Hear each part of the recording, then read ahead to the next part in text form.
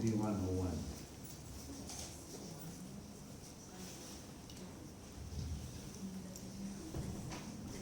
Ang sabi nga ng ating teksto,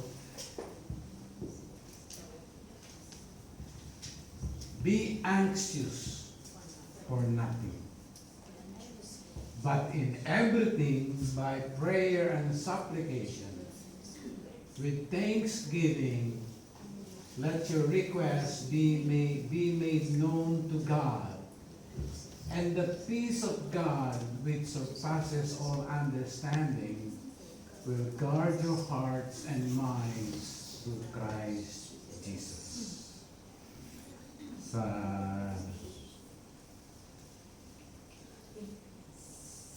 Sa hapon na ito, ang ating pag-uusapan is about anxiety. At mapag-uusapan natin kung paano natin ito ma-overcome at ano nga ba ang anxiety na dumarating sa ating buhay. Let's begin with, bigyan natin ng definition ang anxiety. Ang sabi ng dictionary, anxiety means distress or uneasiness of mind. Ito ay distress, yung pag-alala,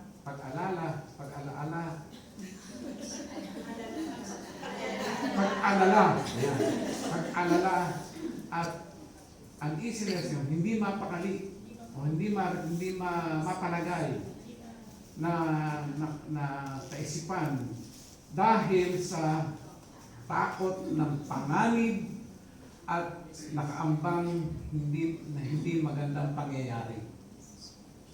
Sa psychologists, for psychiatrists, ang anxiety, it is a mental disorder. Kaya pagka ikaw ay anxious or meron kang anxiety sa iyong buhay, meron kang mental disorder. Yan ang sabi ng mga psychiatrists. Pero hindi yan ang sinasabi ng Bible. Hindi yan ang sinasabi ng Bible. Sa ating buhay, hindi natin maiwasan na tayo ay mabalisa. Sino ba rito ang hindi nababalisa?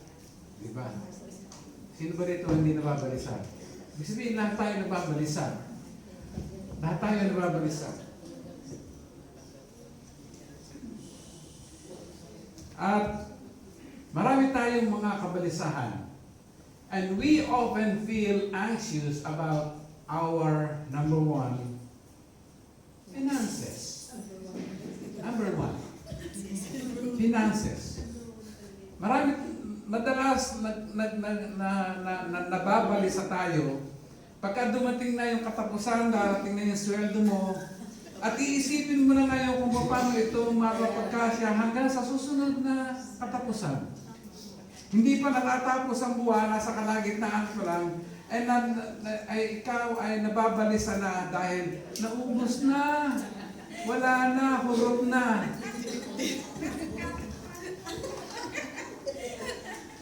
At ang masama pa doon ay na-scam pa. Na double murder pa.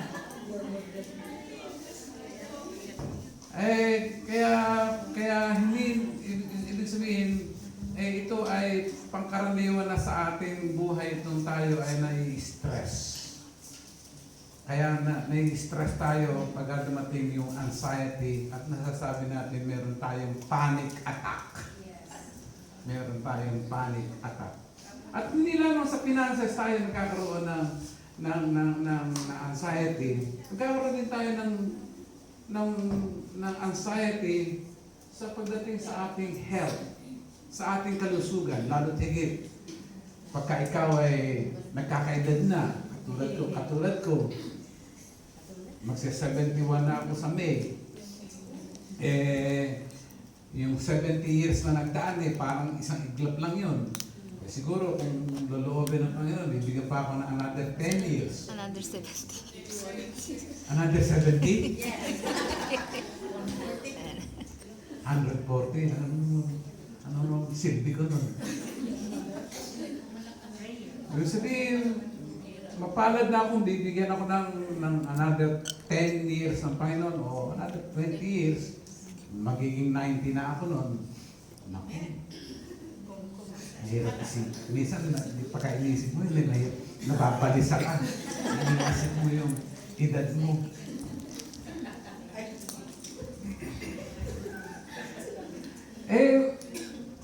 Let's face the reality. Ibig sabihin, pagka dumarating ka, pagka merong isang umaga, nagising ka na lang, merong masakit sa iyong tagliran, merong masakit sa iyong likod, may masakit sa iyong tuhod, hindi mo maintindihan kung ano nangyari sa iyo. Tapos sasabihin mo, Panginoon, ito na ba yun? Ito na ba ang simula ng aking wakas? And we can help it. We cannot help it but to be anxious o magkaroon tayo ng anxiety sa pagdating sa ating health.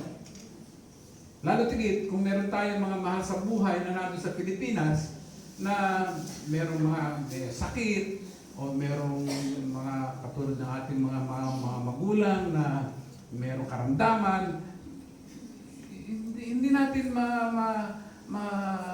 mapigilan yung ating sarili na tayo ay magbalisa patungkol sa kanilang mga kalusugan. Amen. Yan ay realidad ng buhay. At hindi lamang sa finances, hindi lamang sa health, maging sa ating mga anak at mga asawa.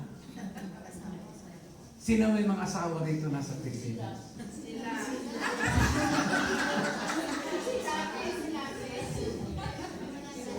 Ibig sabihin, nag-aalala tayo sa ating mga anak.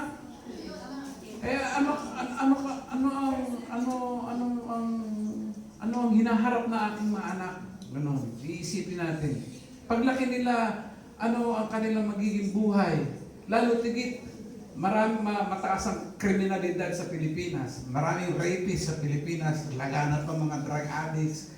Laganap pa mga ano-anong mga masasamang elemento na naglipa na doon sa Pilipinas. We cannot help but na tayo ay mabalisa patungkol sa kanilang mga welfare, safety. Kaya nangyayari, tayo ay nababalisa at naiisip natin patuloy yung ating mga asawa na sa Pilipinas. Ano kaya ginagawa ni Mr. Dun ngayon? Baka nangangapit bahay na.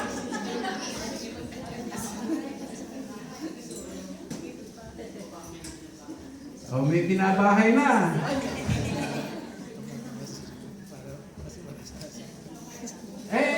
Sabihin, nababalisa tayo at inaalala natin yung ating mga mahal sa buhay doon sa Pilipinas. Ngayon, na nangyayari, if we don't learn to deal with anxiety, if we don't learn, kung hindi natin mapapag-aralan na harapin ang anxiety at ang kabalisan ito properly, it can cause us all sorts of health problems which in turn feed our anxiety. Ibig sabihin, kung hindi natin i-deal o hindi natin i-confront o hindi natin haharapin yung mga anxiety na ito, mangyayari, magkikreate pa ito ng maraming problema at madadagdagan pa ang ating anxiety. Kaya kinakailangan harapin itong anxiety na ito. Harapin natin ang anxiety.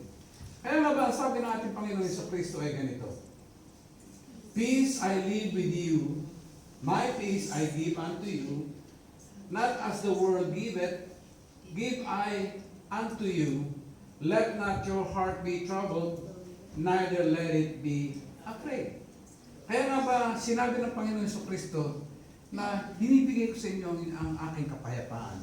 Hindi ito yung kapayapaan na binibigay ng sanlibutan.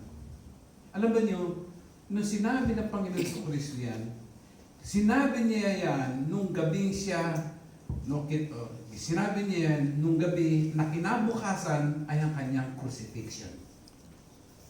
Alam niya yan, pero hindi siya nag-trouble at nandun naghari ang kapayapaan na nasa Kanya, na nagmula sa ating Diyos na buhay. Amen. Amen. Kaya ba sa hapon na ito, sa ating teksto, meron tayong tatlong bagay na pag-aaralan. Una ay yung anxiety. Ano nga ba yung anxiety? Anxiety is a sin. Pagka ikaw ay nababalisa, ikaw ay nagkakasala. Wala kang mental disorder, ha? Ikaw ay nagkakasala. Ang sabi nga sa aking teksto, be anxious for nothing. Huwag kang mabalisa sa anumang bagay. Huwag kang mabalisa sa anumang bagay. Sapagkat ganito sinasabi doon sa Matthew chapter 6 verse 23, in the Sermon of the Mount, Jesus made it clear that anxiety stems from what? Lack of faith. Kulang ka ng pananampalataya. And from a wrong focus on the things of this world instead of the kingdom of God. Kaya ito ay kasalanan sapagkat ito ay kawalan ng pananampalataya sa Diyos. Kung ikaw ay isang mananampalataya at ikaw ay nababalisa, you are sinning against God. Because anxiety is a sin against God. Ngayon, kung hindi ka naman mananampalataya, bahala ka sa buhay mo. Sapagkat wala kang sinasampalataya ng Diyos na buhay na handang tumulong sa iyo in times of trials. Kaya nga ba ito ang hamon? Ng ating Panginoon? Kaya nga ba, ang sabi niya sa Matthew chapter 6 verse 23 to 25 to 34, tingnan ninyo, yung mga ibon diyan sa himpapawid. Sila ay hindi nabubuto, hindi sila nagtatanim, hindi sila nag-store ng anumang pagkain, pero sila ay pinakakain ng inyong amang nasa langit. At masdan ninyo ang mga lilies of the valley. Lilies of the valley. Kahit na si Solomon ay hindi nakapagsuot ng ganong karingal na mga kasuotan, sapagkat pinuprovide ng Panginoon ang lahat sa kanila. Sila na mga ibon at mga halaman ay pinapahalagahan ng Diyos. Kayo pa ba mga tao ay hindi pahalagahan ng Diyos? Amen? Amen. Kaya kung ikaw, tao, ay magiging balisa lamang at magmumukmuka lamang, nakakasala ka. Dahil sa kawalan ng pananampalataya sa Diyos. Ito ang hamon sa atin ng Panginoon. Ang sabi, who of you by worrying can add a single hour of this life? Kung magmumukha araw-araw, oras-oras, madadagdagan ba ang buhay mo? Hindi. Magbabawasan pa nga yan. Dahil magkakaroon ka ng karamdaman sa iyong pag-worry. Amen? Amen. Amen. Kaya nga ba mga kapatid, sinasabi sa atin, be anxious for nothing. Kumisa nangyayari sa atin ay ganito, nangangatwirang pa tayo sa Panginoon. Nagsasabi pa tayo na ganito, we're only human. Tao lang ako eh.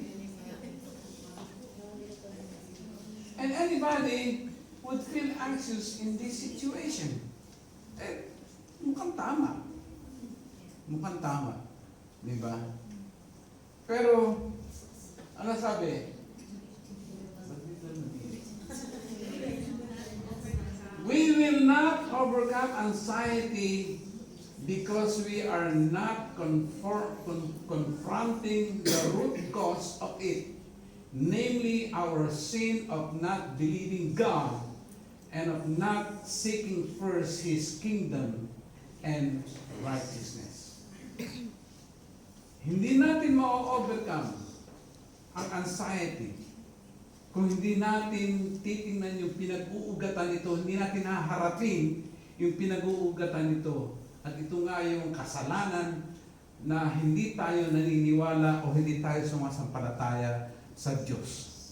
Nawawalan tayo ng pananampalataya sa Diyos. Kung ikaw ay isang Kristiyano, ikaw ay kinakailangan patuloy kang nananampalataya sa Diyos at hindi ka dapat nakakaroon ng anxiety. Magkaroon ka man ng anxiety, ito ay kinoconfront mo. Ito ay hinaharap mo. And you are dealing with it. Kasi anxiety is not a mental disorder. It is sin against God. Hindi mental disorder yan. Ito ay kasalanan sa Diyos. Kasi mga kapatid, dito sa ating teksto, o dito sa aklat ng Philippians, our Christian witness to a lost world is one of Paul's main themes in the Philippians. He wants Christians to have God's joy in every situation. Gusto ni Pablo na magkaroon tayo ng kagalakan sa anumang bahagi na ating buhay. Kaya naman nasabi niya doon sa Philippians chapter 4 verse 4 na rejoice in the Lord always, and again I say rejoice. And again I say rejoice. Kasi gusto niya na hindi lamang tayo magiging happy people, kundi tayo we will be an effective witness for Christ. Kasi nga, kung hindi ka masaya sa iyong buhay Kristiyano, paano ka magiging effective witness sa ating Panginoon Jesucristo? Kung ikaw ay puno ng kabalisahan ng iyong buhay, meron pa magsasabi sa iyo, uy, nakakaingit ang buhay mo, balisang-balisa ka. Ano ba yan? Siyempre sasabihin sa iyo, nakakaingit ang buhay mo kasi kahit may problema, kahit wala kang pera, hindi ba lagi kang masaya?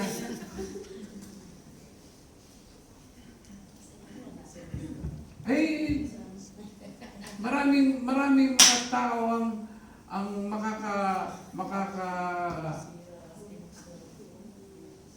may mga, ibig sabihin, may mga tao na makakakita sa iyo na ikaw ay nagaganap kahit na ikaw ay may problema. Ikaw ay nagaganap kahit na ikaw ay may problema sapagkat ikaw ay may Kristo sa iyong buhay. Amen. Amen.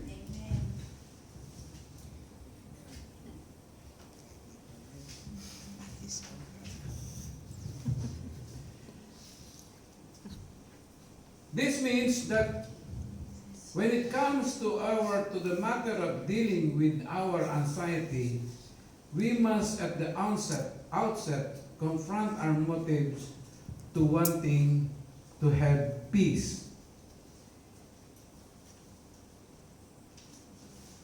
Kinakailangan natin ng kapayapaan sa ating buhay. Amen.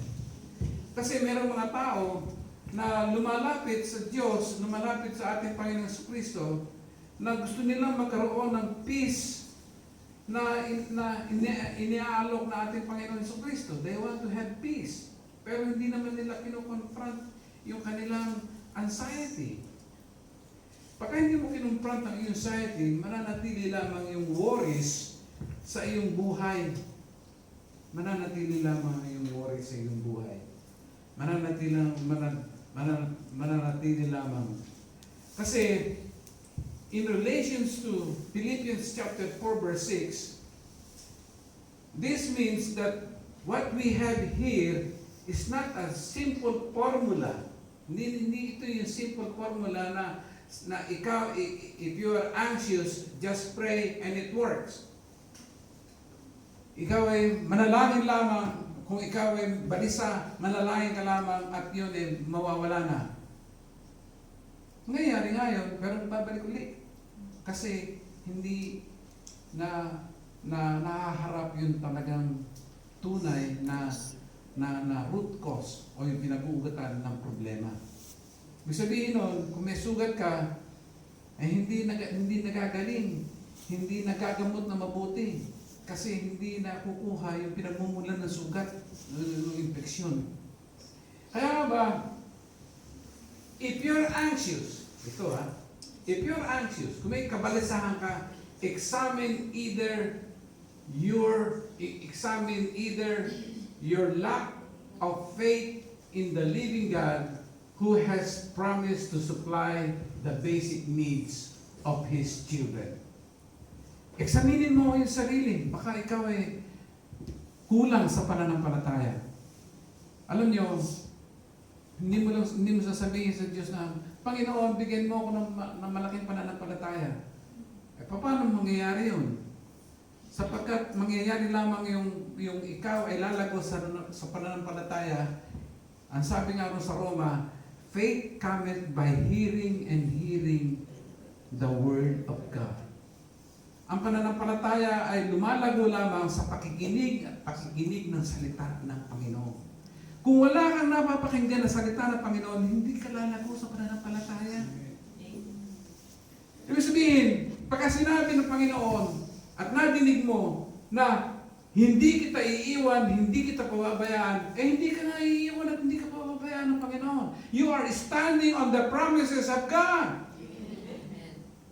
You are standing on the promises of God. Kaya nga nangyayari sa atin, pagka tayo magbalisa, Panginoon, nilalaga ko po sa inyo ang aking kabalisahan. Okay yan. Ang hindi okay, Panginoon, binabawi ko na uli yung aking kabalisahan. Bakit? Kasi hindi na deal, hindi nahaharap yung talagang root cause, yung kulang na pananampalataya. Panginoon, ibinibigay ko po ang aking kabalisahan sa inyo sapagkat kayo po ang makapagdadala nito, hindi ako. Sapagkat alam ko na hindi niyo ako iiwan, hindi niyo ako pababayaan. Amen. Amen. Okay. And then, or examine your focus whether you are living for Christ and His kingdom or for yourself. Ang tanong doon, sino ang naghahari sa buhay mo? Yung sarili mo o si Kristo? Sasabihin mo, si Kristo po, si Jesus po ang naghahari sa aking buhay. Oh, talaga? Okay, o sige, tingnan natin. Ang sabi ng Panginoon, pagka sinabi mo kasing ang si Kristo naghahari sa iyong buhay, si Kristo ang nasusunod sa iyong buhay. Amen? Sapagkat siya ang Panginoon ng iyong buhay. Pagka sinabi mo si Kristo ang Panginoon ng iyong buhay, siya ang nasusunod sa iyong buhay. Amen? Amen. Kaya pagka sinabi ng Panginoon, patawarin mo ang nagkakasala sa iyo. Anong gagawin mo?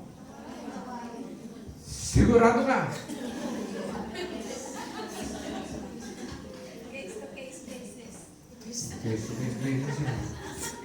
Ngayon, kung hindi mo magagawa yon, mananatili sa iyo yung kabalisahan sapagkat hindi mo mapapatawad ang iyong kaaway. Ikaw, yung kaaway mo tulog na tulog. Ikaw hindi. Ikaw yung balisang-balisa, iniisip mo kung paano ka makaganti sa kanya.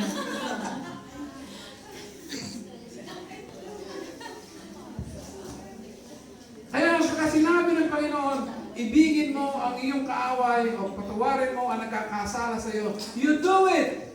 Amen. You do it! Sasabihin mo sa kanya, pinatatawad na kita. Huwag mo nang bayaran yung utang mo sa akin. Sana nga.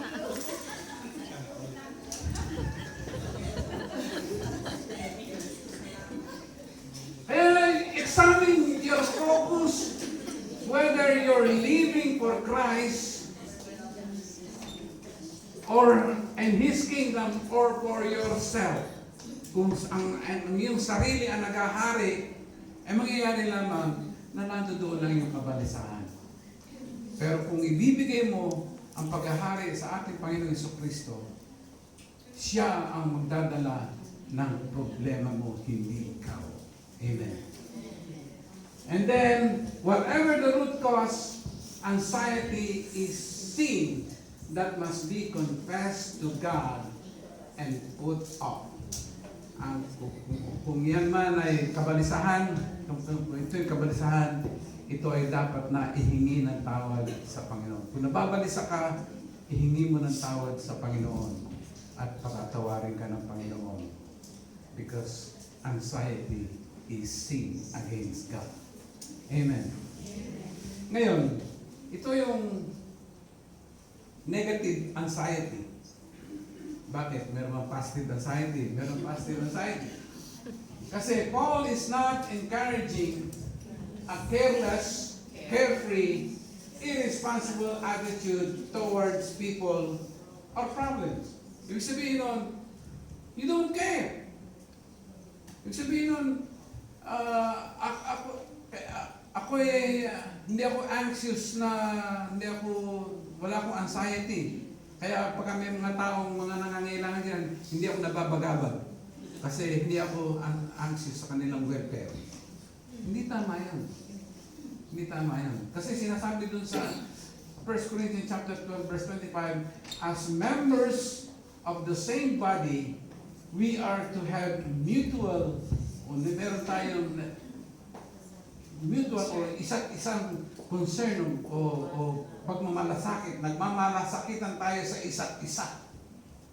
Ang sabi nga doon ay ganito, so that there should be no division in the body, but that each part should have equal concern for each other. Alam niyo si Pablo, sa kanyang pagministeryo sa Panginoon, sa kanyang pag-handle sa pag-spread ng gospel sa kanya, ay dumanas siya ng maraming sufferings, dumanas siya ng maraming trials, dumanas siya ng maraming paghihirap sa kanyang paglilingkod sa Panginoon. Pero sa kabila nun, ito ang kanyang sinabi, beside those things that are without, that which cometh upon me daily, the care for all the churches. Nandun pa rin yung kanyang malasakit. Nandun pa rin yung pag-aasikaso niya doon sa mga iglesia na kanyang itinatag sa Panginoon.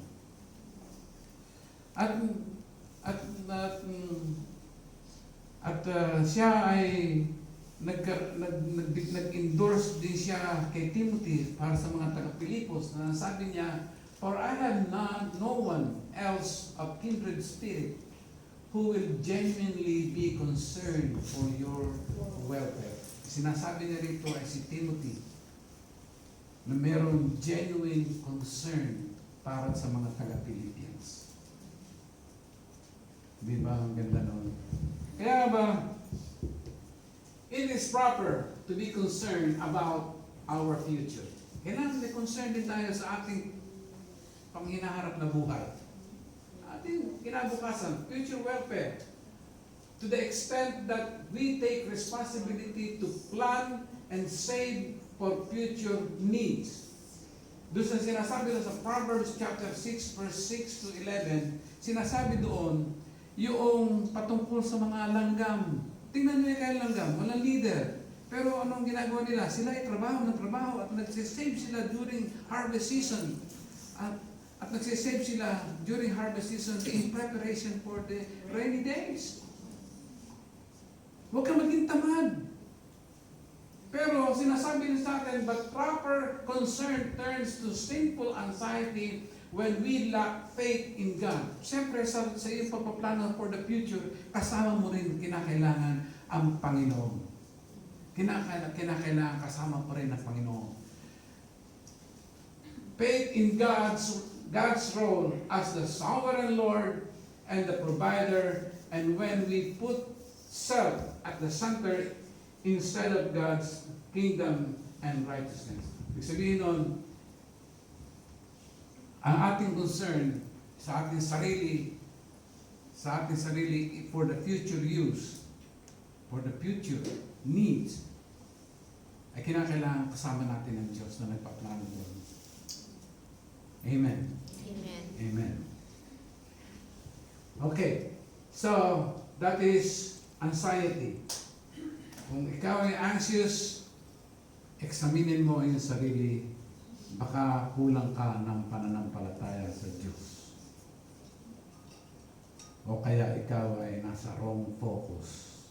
At kung nakita mo yung root cause, ihingi mo ng tawad sa Panginoon at ikaw patatawarin. And then, we must pray with thankfulness about every concern. Ang sabi nga, but in everything, by prayer and supplication, with thanksgiving, let your requests be made known to God. Ang una-una, prayer. Mga kapatid, pagka tayo ay nananalangin, hindi yung basta manalangin ka, sige, salita ka ng salita, bla bla bla bla bla bla. Hindi yung ganun ang pananalangin. Ang pananalangin ay ganito. When we pray, we come face to face directly before God. Ikaw na nananalangin, kausap mo ang Diyos. You are talking directly to the Holy God at kinakailangan mo ng paggalang sa Diyos. Hindi yung kausap mo lang ay yung kapitbahay mo nag-blab-blab, nag-marites lang kayong dalawa. Hindi. Kailangan merong paggalang ang pag-uusap sa Diyos when you pray. This means that when we pray, we must stop to remember that we are coming into the very presence of the Holy God. Alam nyo, nung nakita ni Isaiah yung mga cherubim na dumulog sa Panginoon, ang mga cherubim ay nagtakip ng kanilang mga mata because they cannot stand the holiness and the gloriousness of God. At nasabi nila ay ganito, Holy, holy is the Lord Almighty. The whole earth is full of God's glory. At tayo mga kapatid, as Christians, tayo ay meron tayong karapatan, binibigyan tayo ng karapatan ng Diyos na tayo ay lumapit sa Kanya ng harapan sa Kanya. Kasi sinasabi din sa Hebrews chapter 4 verse 16, let us therefore come boldly, hayagan, unto the throne of grace, that we may obtain mercy and find grace to help in time of need.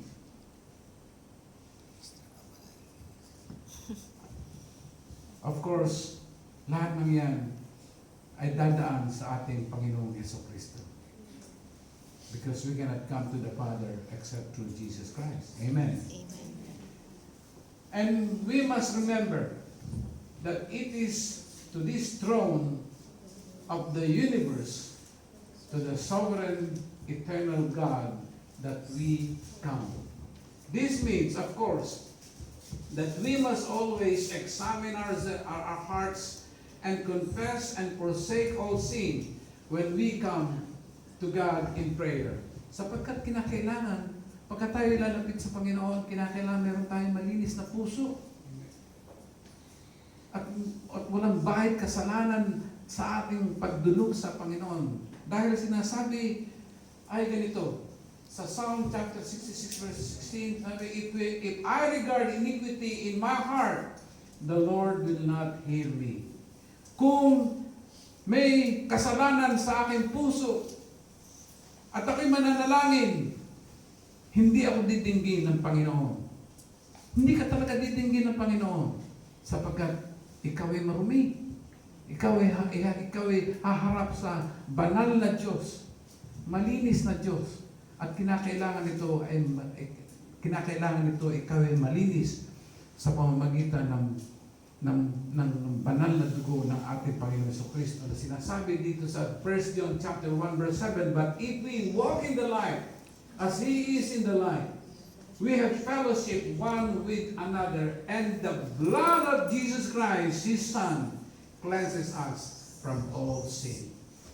Ang dugo ng ating Panginoon Jesucristo ang siya maglilinis sa atin. At lilinisin lamang tayo if we confess our sin, He is faithful and just to forgive our sins and to cleanse us from all unrighteousness. Gusto ng Panginoon maka-fellowship tayo. Gusto ng Panginoon dumudulog tayo sa Kanya.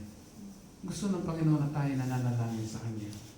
Pero gusto ng Panginoon sa ating pagharap sa Kanya, tayo ay mayroong malinis na puso na tatawag sa Kanya ng Ama, ating Diyos. Amen. Amen. Hindi lamang sa prayer, kundi sinasabi, notice that believer is told to come directly to God in prayer. Hindi mo na kinakailangan ng santo, santita. Hindi mo na kinakailangan magpunta sa ubando. Hindi mo na kinakailangan magpunta ng baklaran. You come directly in prayer. Christ is our mediator, our high priest. The Holy Spirit, who dwells in every believer, prompts us to move us as we pray, interceding for us. Thus, prayer is a personal drawing need to the throne of God. Ibig sabihin, pagka tayo nananalangin, kaharap natin ang Diyos Ama, Diyos Anak, at Diyos Espiritu Santo. Amen? Amen. At hindi lamang prayer, kundi supplication. This means that whatever we need and lack is to be found in God and in our Lord Jesus Christ, in whom the Father willed all the fullness of His bounty to abide.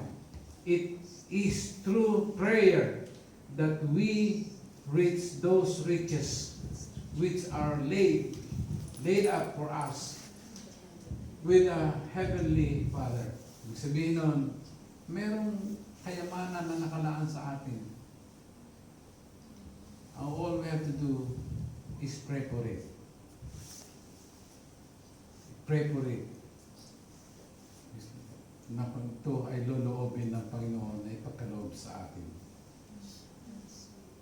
Prayer is not so much for God's sake as for ours. Alam niyo, sa pananalangin, sino nakikinabang? Ang Diyos ba o kayo? Tayo nakikinabang sa ating mga panalangin. Amen?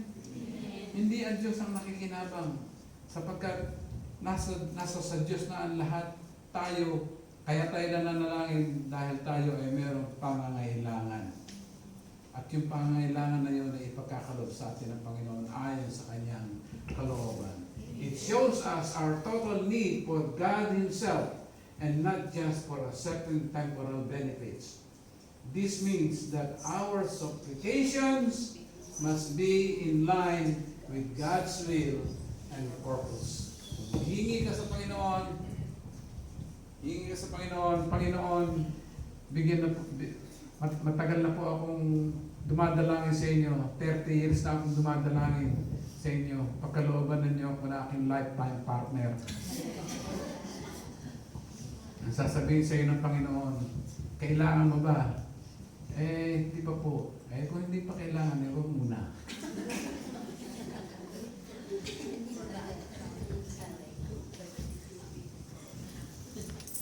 Manalangin ka uli ng another 30 years. Okay. That is supplication. Thanksgiving. Mga kapatid, when you are anxious, presumably you're in a situation that gives some cause for anxiety. Pagka kayo anxious, presumably you're in a situation that gives some cause for anxiety. At such time, thankfulness is not automatic or spontaneous. Napakahirap magpasalamat sa Panginoon pagka ikaw ay under trials. Napakahirap. magagawa mo lang yun kung ito ay deliberately. Sasadyain mo. Hindi spontaneous, kundi ito'y kinakailangan sadyain mo na magpasalamat sa Panginoon. Sadyain mo na magpasalamat sa Panginoon. Kasi napakahirap naman magpasalamat sa Panginoon. Ang Panginoon, salamat po, may trials ako ngayon. Napakahirap nun. Napakahirap nun. Kinakailangan sadyain mo, pero hindi ito yung kusa na lumalabas sa atin. Ito ay sasadyain mo na sabihin sa Diyos na, Panginoon, salamat sa mga trials na pinagkaroon sa akin. In Thanksgiving, meron tatlong, in Thanksgiving, in times of trial reflects three things. Thanksgiving in times of trials reflect three things. Number one is remembrance of God's supply in the past. Alalahanin mo nung panahon na ikaw ay nandoon sa mahigpit na pangangailangan na kung saan ay pinagpala ka ng Panginoon. Alalahanin mo yun. And then, count your blessings. Name them one by one. And you will be surprised what the Lord has done. Amen. Bilangin mo ang mga pagpapala na iyong natanggap during the past. At tingnan mo kung gaano kabuti ang Diyos sa iyo. Sapagkat ikaw ay precious sa Panginoon, kaya nga hindi ka niya iiwan, hindi ka niya pababayaan, kahit na noon pa ay hindi ka na niya iniwan. Amen. At kahit na noon pa ay hindi ka niya pinabayaan. Amen. Kahit na noon pa ay ikaw ay pinagpala na ng Panginoon. Amen. Kaya we must remember God's supply in the past. And number two, we have submission to God's sovereignty in the present. Kung pinagpala ka noon, pagpapalain ka rin ngayon. Amen. Pagpapalain ka rin ngayon. Kung minsan kasi nangyayari sa atin, sa panahon na ito, dumadanas ka ng trials. Sasabihin mo, Panginoon, hindi ko naiintindihan itong nangyayari nagaganap sa aking buhay ngayon. Pero iisa lamang ang aking nalalaman. Isa lang ang aking nalalaman. Ako po ay nagpapasalamat sa inyo pong kabutihan. Sapagkat alam ko na kahit na ano mangyari sa aking buhay ngayon, ito ay para sa aking ikabubuti. Sapagkat sinasabi doon sa 1 Thessalonians chapter 5 verse 18, in everything give thanks. Ano mang bagay ito? Trials mo ito, kagalakan mo ito, ano mang bagay ito? Ipagpasalamat mo ito sa Panginoon. Bakit? For it is the will of God in Christ Jesus for you. Para sa iyo. Para sa iyo. Merong signature pa yan para sa iyo. To you. And we have to claim that sapagkat ito ay gawin natin personal sa ating buhay. In everything, give thanks. Ano mang bagay yan? Ipagpasalamat mo sa Panginoon. Amen. Amen. Kung pinagpala ka ng Panginoon ngayon, noon, pagpapalain ka rin ngayon. Amen. And then, number 3, trust in God's sufficiency for the future. Ang ating Diyos ay Diyos noon, ngayon, at magpakailanman. Because Jesus is yesterday, today, and forevermore. Ang Diyos natin ay hindi kailanman nagbabago. Amen. Siya ay tapat kahit na kahit na anong panahon, sapagkat siya ay nagmamahal sa atin. Amen. Meron isang magandang talata doon sa Jeremiah na sinasabi ganito. Ah, Lord God, behold, thou hast made the heaven and the earth by thy great power, and stretched out arms, and there is nothing too hard for thee. Ah, Lord God, thou hast made the heaven and the earth by thy great power. Nothing is too difficult for thee. Amen. Nothing is too difficult for thee. Our great and mighty God, great and mighty and powerful thee. Amen. Amen. Sinulat ito ni Jeremiah. Sinulat ito ni Jeremiah. Kasi, noong panahon na kung saan ang Israel ay babagsak na sa kamay ni King Nebuchadnezzar. Nandiyan na, gera na. Sasakupin na yung Jerusalem. Ang sabi ng Panginoon kay Jeremiah, sabi ng Panginoon kay Jeremiah, bilhin mo yung lupain na yun. Panahon ng gera.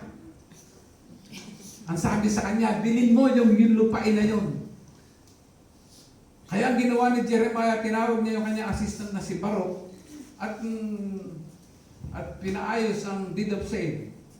Nung natapos na ang deed of sale, ang sabi ng Panginoon kay Jeremiah, the reason why, sapagkat yung bukiri na yon ay maibebenta in the future. Sapagkat nung nagbalik yung mga Israelita after 70 years, nabili uli yung lupain na yun. Sabihin, future investment. Kaya sabi ni Jeremiah, Ah, Lord God, behold, thou hast made the heaven and the earth by thy great power, and spread out arms, and there is nothing too difficult for you. Amen. Walang mahirap sa Panginoon, kahit na ano pang bagay. Nothing is impossible with God. Amen. Amen. Yeah. Panguli, request. This word overlaps with the supplication, emphasizing the specific, definite nature of our petition to the Lord. Madalas kasi, ang ating panalangin ay vague, malabo, o pangkalahatan, in general. Di ba? Kaya minsan, hindi natin alam na tinugunan ng Panginoon yung kung ano man yung ating pinapanalangin. Sasabihin natin, pagpalain nga niyo, Panginoon, na aking pong mga anak. Sino mga anak mo doon? Sino sa mga anak mo doon ang gusto mong pagpalain ng Panginoon? Panginoon, gusto pong itong aking anak na ito ay makapagtapos ng pag-aaral. Gusto ko pong itong aking anak na ito siya po ay maging marunong. Siya po you pray specifically. Sapagkat ang gusto ng Panginoon ay tayo ay very specific sa ating panalangin. Bakit? Kasi sabi, ask and it shall be given you, seek and you shall find, knock and it shall be opened unto you. Matthew chapter 7 verse 7. Kung ipagpatuloy natin yan, yung hanggang sa 11, ang sabi ro sa 11 ay ganito, if ye then, being evil, know how to give good gifts unto your children, how much more shall your Father which is in heaven give good things to them that ask Him. Sinabi yan ng Panginoon Jesucristo dahil ang sabi ng Panginoon Jesucristo,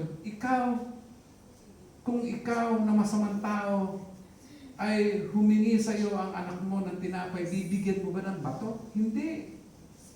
Kung yung anak mo ba ay hihingi ng isda, bibigyan mo ba siya ng ahas? Hindi. Kaya nga sinabi niya, if then being evil, know how to give good gifts unto your children, how much more shall your Father which is in heaven give what? Good things to them that ask Him. Napakabuti ng Panginoon. Kaya Ang gagawin lang natin, mag-request lang sa Panginoon. At kung ito'y kalooban ng Panginoon, ipagkakaloob sa atin ng Panginoon. Amen. Amen. And we are promised God's incomparable peace when we pray. Ang sabi nga, and the peace of God, which surpasses all understanding, will guard your hearts and minds through Christ Jesus. Amen. What Paul is talking about is the peace that comes from God, who is never subject to anxiety because He is the sovereign, omnipotent Creator and Lord of the universe. This is the peace that Jesus promised, not as the world gives. Kasi nga, ang mundo ay nangangako ng kapayapaan. Ang sasabihin sa iyo ng mundo, ang sasabihin sa iyo ng psychiatrist, mag-enroll ka sa yoga para lang naman magkaroon ka ng inner peace. O kaya sumama ka doon sa park, magta-tai chi ka doon. Magkagano ka.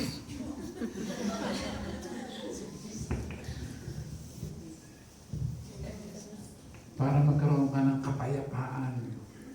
Kung hindi man, mag-isip ka ng phrases o mga passages at iyong kabisaduhin at sabihin mo ng paulit-ulit. Katulad ng Hare Krishna, Krishna, Krishna, Hare Hare.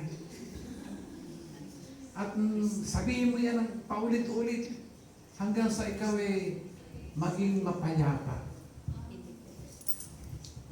Yan ang tinatawag na transcendental meditation. Transcendental meditation. At meron pa lang sabi, pagka ikaw ay nandun na sa susunod na stage yan, magkakaroon ka na ng out-of-body experience.